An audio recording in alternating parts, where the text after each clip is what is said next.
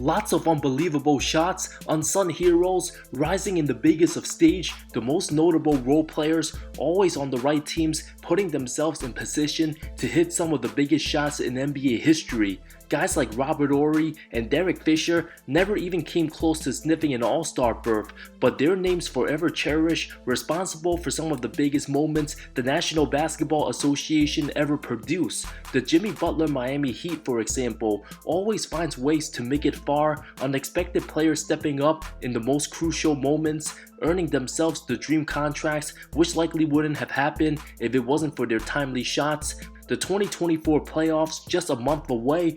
Talking heads have plenty to say, the pressure too much to outweigh. Joe Absolute Travesty Harris, Brooklyn Nets dismay, now out the NBA, forever betray, a championship slid away. Last postseason, it was Brick Shot Clay. These are the active role players known for huge playoff chokers, most of whom we'll see this coming postseason. Starting with the Philadelphia 76ers, from underrated 5 years ago to overrated and overpaid, Philly not the easiest team to play for, especially having choker Embiid and Ben Simmons for years. Those two took most of the blame for past choke jobs, shooting a horrendous 28% from 3 in elimination series, in 5 of those series against elite teams, going 12 of 43 against Toronto, which led to the memorable Kawhi Leonard Game 7 game winner, 2 of 15 the next postseason, swept by Boston. Without having Ben Simmons, Harris still only averaged under 16 points, being the heavy favorites versus Atlanta, 8 of 22. Of course, shot 8 of 24 in Game 7, lost at home, then 9 of 27, getting smoked by Miami the following year, and 7 of 27 Boston series, falling in a brutal 7. When James Harden actually had a couple monster games, Harris proceeded to average 12.4 points, an absolute travesty of a contract. Fans saying they just want to trade him for a crumb cookie, overpaid, not so tasty come postseason time. Of course, against weaker opponents, he shoots lights out when there's no pressure. Starting with the 2019 Nets, went 10 of 20 from deep that series, attempting 23 more trades against the Raptors, only hitting 2 more threes, going 13 of 30 in the Toronto series first round before absolutely breaking on all cylinders. Jimmy Butler made his points heard. Tobias Harris over me? Scoring just 2 points in 42 minutes Game 6 against Boston, a huge chance to close out the series. 2 freaking points for the $180 million man. His defense might have been great, but to become a third option and make that type of money, scoring 1 basket, simply not good enough. At times, Sixers fans forget he's even on the court, being an inefficient ISO creator with his best offensive skill posting up smaller guards. Boston wasn't the team to be taken advantage of. Being uncoordinated, blowing many bunnies at the rim, at times didn't even touch the ball on offense for a good 10 minutes. Being a reluctant shooter when Embiid's getting hounded, also went up 2-1 on Toronto 2019. Harris went 0 of 5 on open threes in the 4th quarter. Sixers lost that game by 5, then got maxed out right after. Leading to similar results against great teams. Talk about the definition of shrinking under pressure. Tobias simply doesn't get enough blame. Landry Shamet of the Washington Wizards, where he belongs on a losing team, now 27 years old, has been irrelevant. After leaving Phoenix, missed the 2nd round curse, under contract till 2026. The teams he's been a part of, 4 2nd round exits, at least with the 23 Suns, he lost in a Game 6 instead of a Game 7. That's a good reason why he ended up in Washington. Starting with the 2019 Sixers, traded in the Tobias Harris deal, already put in the 2nd round curse to Embiid. Then with the 2020 Clippers, an absolute travesty, the Nuggets bubble series. Last 6 games, 2.7 point average on 14 minutes, combined 5 of 18 shooting, destroyed badly by Jamal Murray, ended up with the 2021 Nets, games 3-7, 3.8 point average in 17 minutes, then played for the 64-win Suns, got absolutely humiliated by Lucas Mavs, made 0 impact. Once again, 2nd round bounced by the Nuggets, a memorable 19-point Game 4 win, but of course went back to his normal ways, 2 of 6 Game 5, 3 of 11 Game 6. Phoenix finally had enough, not to mention his 5 games against the Clippers, historically bad shooting marks. Monty Williams getting him any playing time had fans losing their minds. 24 minutes Game 1, main reason why Phoenix lost that game to the Clippers. Shamet must have learned a lot from Joe Harris, drawing their choke jobs together in Brooklyn. Talk about a generational cursed journeyman, from playing with greats like Embiid, Kawhi, Paul George, KD twice, Kyrie, Harden, CP and Book. Shamet literally allergic to getting out the second round, just a regular season 10-man at best.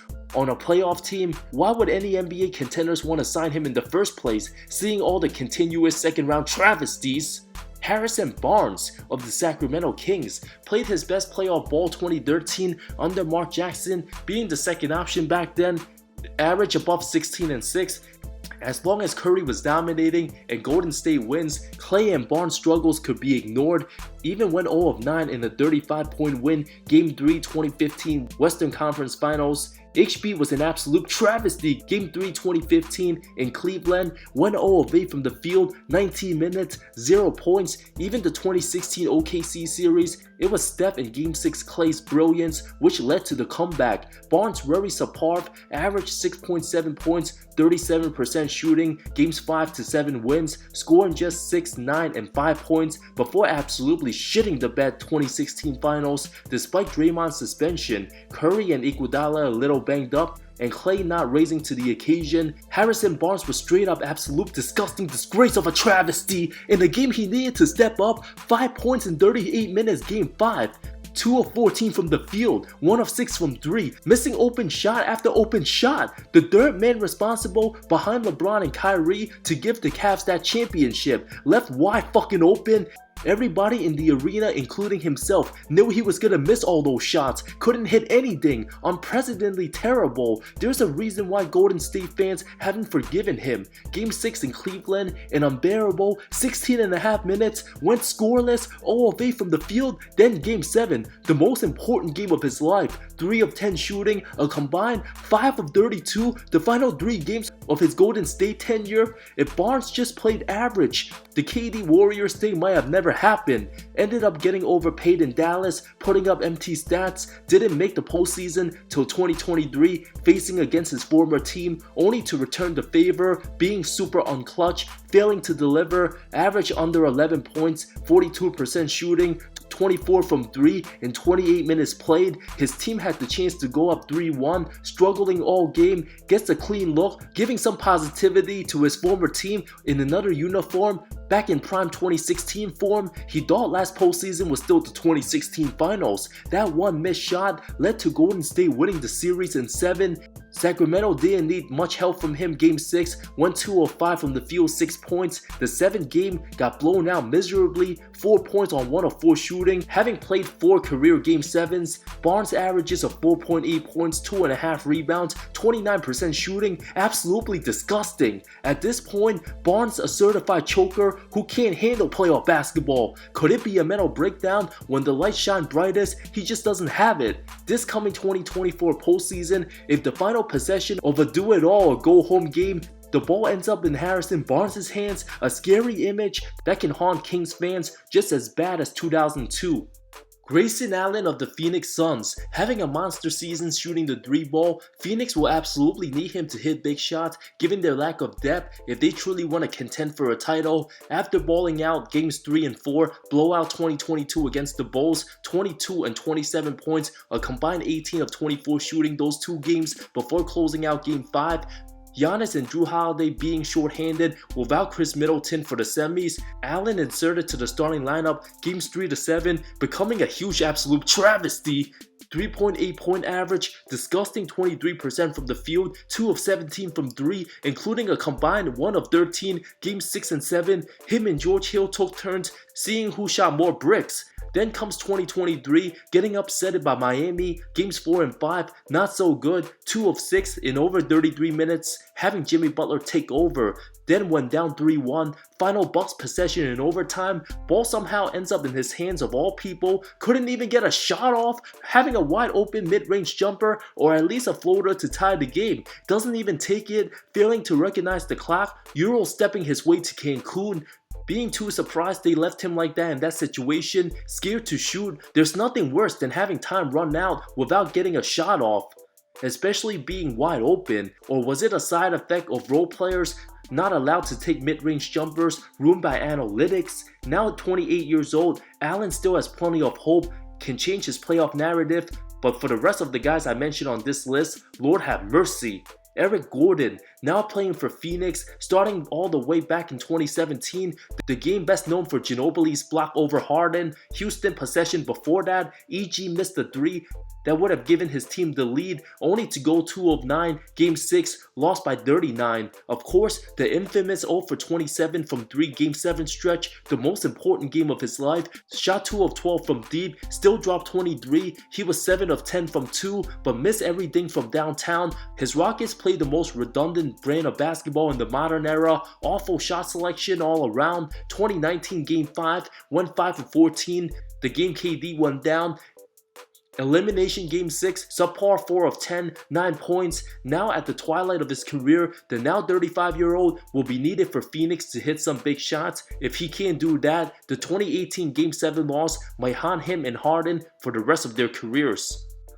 Y'all thought I forgot about Malcom Brogdon, who's now with the Blazers, losing terribly? Nuh-uh. One of the weakest Rookie of the Year winners didn't have what it took to step up. His first test, 2017 Game 6 Raptors, 6 points, 3 of 9 shooting. Of course, decided to play his worst game of the season, 2 points in the blowout Game 7 loss 2018 to Boston, 1 of 8 from the field, proven to be a good regular season, efficient floor general, but banged up in the wrong time, literally saving his worst game for last. 2019 Raptors series, blown a 2-0 lead, a disgusting 2 of 11 Game 4, shot just 3 of 6, his final game with the Bucks, 10 points, also a non-factor, last conference finals, an untimely elbow injury, 1 of 16 shooting. His last 4 games with Boston was supposed to take the C's over the hump, only to be proven good in the regular season again, but when it's time for the serious playoff games against elite teams, he shrinks. DeAndre Ayton, I wouldn't label him a total playoff choker, just lazy and doesn't give a damn, especially after getting destroyed by Giannis in 2021. His mentality getting weaker, super underwhelming, not caring, especially that 5-point Game 7 blowout to Luka's Mavs. Ayton just stands there, ball watches, destroyed by Jokic last playoffs. The lack of energy and effort, an all-time high. His body was present on the court, but his mind too busy in the metaverse.